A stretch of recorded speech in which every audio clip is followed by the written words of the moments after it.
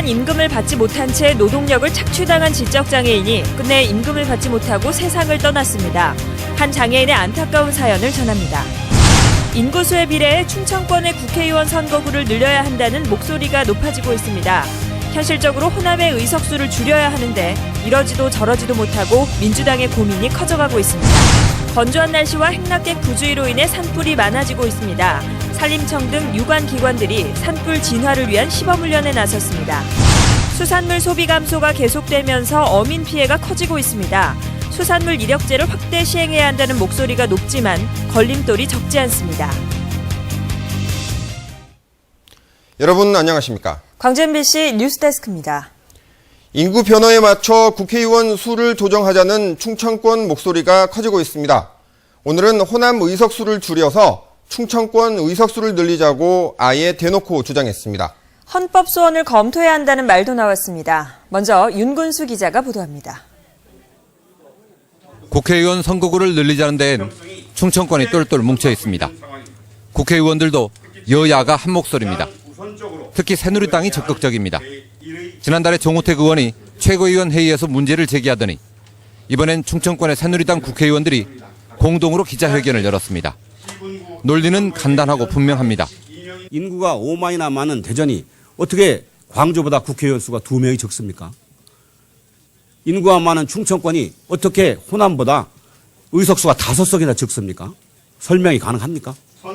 선거구 조정 얘기가 처음 나올 땐 구체적으로 어디를 줄이자는 말은 애써 삼가더니 이젠 대놓고 호남을 걸고 넘어집니다. 인구 비례에 맞지 않는 선거구는 표의 등가성 문제를 불러오고 국민의 평등권을 침해한다며 헌법 소원도 검토하겠다고 밝혔습니다. 표의 등가성에 위배된다는 사항을 헌법재판소에서 판결을 해주면 이것을 우리가 추진하는데 더 탄력을 확실히 받을 거다. 대전과 세종시, 충청 남북도 등 충청권의 4개 시도는 일찌감치 공동행보에 나섰습니다. 행정협의회를 통해서 논의를 이어가더니 이달 말까지 국회와 중앙선관위에 선거구 조정을 건의한다는 계획도 세웠습니다. 충청권 인구가 호남권 인구를 추월하자마자 기다렸다는 듯이 터져나온 선거구 증설 요구는 갈수록 노골화하고 한층 거세지고 있습니다. MBC 뉴스 윤근수입니다. 네, 이런 요구에 민주당은 이러지도 저러지도 못하고 있는 형편입니다. 응해도 혹은 응하지 않아도 호남이나 충청 어느 한쪽에서는 비난을 받을 수밖에 없는 외통수에 빠졌습니다. 이어서 정영팔 기자입니다. 충청권의 국회의원 의석수를 늘려주기 위해선 현실적으로 호남의 의석수를 줄이는 수밖에 없습니다. 인구수가 적으면서도 국회의원 의석수를 5개나 더 갖고 있기 때문입니다.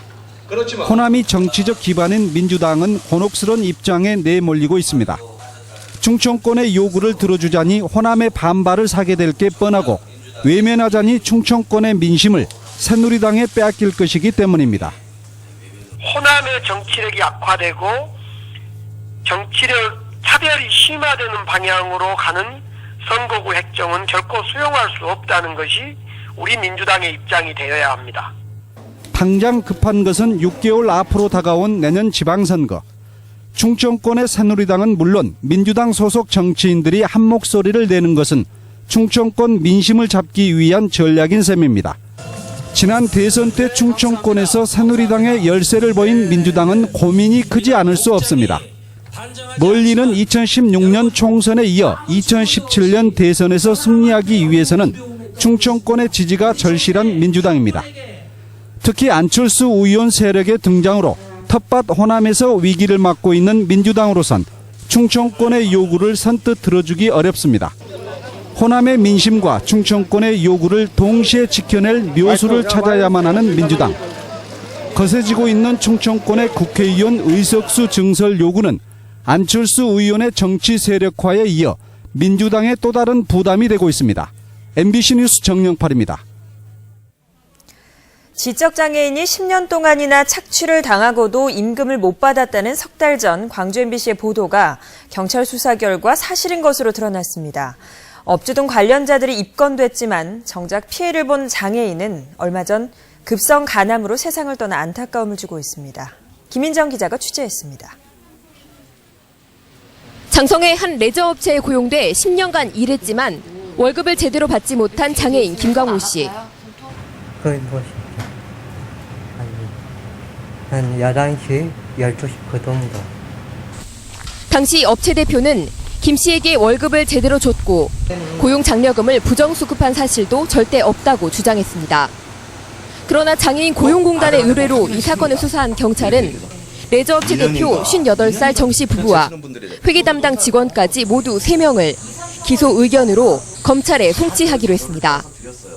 정 씨 등은 장애인에게 최저임금을 주지 않고도 준 것처럼 조작하거나 장애인을 아예 채용하지 않고도 정상적으로 채용한 것처럼 속여 장애인 고용장려금을 불법 수급한 혐의를 받고 있습니다. 장애인의 통장을 관리하고 있으면서 임금을 정상 지급한 것처럼 조작하거나 농원에 정상 채용된 것처럼 출근 현황표 등을 허위 서류로 만들어 4년 동안 4,900여만 원의 고용장려금을 부정 수급한 사건입니다. 최저임금조차 주지 않고 부려먹은 정황이 경찰 수사에서야 드러났지만 장애인 김 씨는 지난 9월 중순 간암 말기 상태로 사망했습니다. 체불 임금은 여전히 받지 못한 상태였습니다. 김 씨 사망은 굉장히 억울하죠. 마지막 가는 순간까지도 편안하고 남들처럼 편안한 장례 치르지 못해서 많이 안타까웠었습니다. 경찰 수사에 따라 이번 사건의 진실은 밝혀질 것으로 보이지만 임금을 돌려받아야 할 김광호 씨는 이미 이 세상에 없고 이런 사실조차 알지 못한 채 세상을 떠나고 말았습니다. MBC 뉴스 김민정입니다. 지난달 패밀리랜드에서 났던 화재 사건이 보험금을 노린 사업주의 자작극으로 드러났습니다. 광주 북부경찰서는 수십억 원의 보험금을 타기 위해 자신이 운영했던 패밀리랜드 해양전시관에 불을 낸 혐의로 49살 이모 씨 등 2명을 붙잡아 조사하고 있습니다. 이 씨는 지난달 20일 새벽 1시쯤 광주시 북구 패밀리랜드 해양전시관에 등유 등을 이용해 불을 내 26억 원어치의 재산 피해를 낸 혐의입니다. 경찰은 최근 계약이 만료돼 해양전시관을 운영할 수 없게 된 이 씨가 화재 보험금을 타내기 위해 범행을 저질렀다고 전했습니다. 날이 건조해서 산불 위험이 더욱 커지고 있는 요즘 화순에서는 대규모 민관군 산불 진화 합동훈련이 진행됐습니다. 송정근 기자가 다녀왔습니다. 산 중턱 곳곳에서 흰 연기가 피어오릅니다. 잠시 뒤 대형 산불 진화 헬기 3대가 날아와 물 3,000리터를 한꺼번에 쏟아붓습니다. 지상에선 현장에 접근한 산불 진화대와 소방대원들이 연신 물을 뿌려댑니다. 산불 진화와 함께 헬기를 이용한 부상자 구조도 실시됩니다. 산림 보호에는 큰 도움이 되고 이런 훈련은 더 자주 할수록 좋다고 생각합니다. 최악의 대형 산불을 가장해 입체적인 진화를 선보인 이번 훈련에는 민간군에서 1000여 명이 참여했습니다. 산림청뿐만이 아니고 소방방재청이라든지 국방부라든지 이런 그 각각의 기관들이 산불이 났을 때 유기적으로 잘 대처할 수 있도록 최근 10년간 11월 초부터 12월 중순 사이에 발생한 산불은 모두 29건인데 이 가운데 63%인 18건은 행락객의 실화가 원인이었습니다. MBC 뉴스 송정근입니다. 통합진보당 광주시당 당직자와 지방의원단이 오늘 광주역에서 기자회견을 열고 부활하는 독재에 맞서 통합진보당을 지키고 민주주의를 수호할 수 있도록 힘을 모아달라고 시민들에게 호소했습니다. 이들은 기자회견에 이어 108배를 진행했고 오는 주말까지 동네별 연좌 농성과 촛불 집회를 계속하며 시민들의 여론을 끌어모으기로 했습니다. 진보당 전남도당도 기자회견과 삭발식을 갖고 부활하는 유신 독재에 맞서 싸우겠다고 선포했습니다. 광주 전남 지방분권운동본부는 광주시 의회에서 기자회견을 갖고 새누리당이 대선 때 약속한 기초의원과 단체장에 대한 정당 공천제 폐지를 즉각 이행하라고 촉구했습니다. 분권운동본부는 새누리당 지도부가 소속 국회의원들의 눈치 보기에 급급하지 말고 이번 정기국회에서 정당 공천 폐지를 주 내용으로 하는 공직선거법 개정을 요구했습니다. 일본발 방사능 공포가 몰고 온 수산물 소비 감소가 좀처럼 회복되지 않고 있습니다. 사실 소비자 입장에서도 믿고 살 수만 있다면 국산 소비를 늘릴 수도 있을 것 같은데 이를 뒷받침하는 제도는 아직 걸음마 단계입니다. 권남기 기자가 취재했습니다. 일본 방사능 공포로 수산물 소비에 빨간불이 켜진 지 석 달째. 농촌경제연구원의 지난달 조사에서 소비자 10명 중 8명은 일본 후쿠시마 오염수 누출 보도 이후 수산물 소비를 줄였다고 대답했습니다. 생선 같은 게 사는 게에 대해서 굉장히 신중하게 또 고르게 되고 좀 그런 게 있더라고요. 먹는 것도 좀 줄이게 되고. 최근 국내산 수산물의 신뢰를 높이기 위한 근본적인 대안으로 수산물 이력제가 거론되고 있습니다. 수산물 이력제는 어장에서 식탁에 오르기까지 수산물 생산과 유통 과정을 공개하는 제도로 전화나 스마트폰 어플 등을 통해 소비자가 현장에서 직접 확인할 수 있습니다.